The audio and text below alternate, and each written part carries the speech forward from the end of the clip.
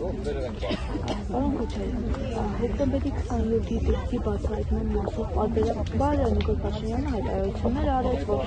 դեպքը բացահայտված է, հետո ասաց, որ ընթացքի մեջ հիմա ձեր համար հոկտեմբերի 27-ը բացահայտման։ Իմ համար կարևոր չի, ես ունեմ իմ պատկերացումները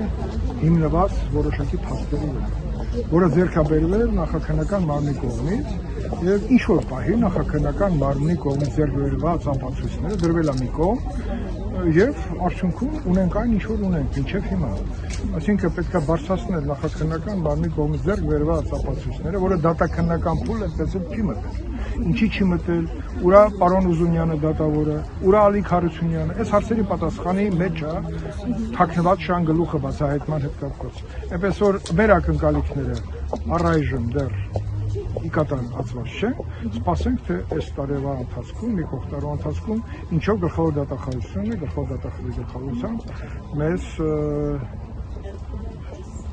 տեղեկացնի մեր սպասելիք ակնկալիքների մասին։ Շնորհակալություն։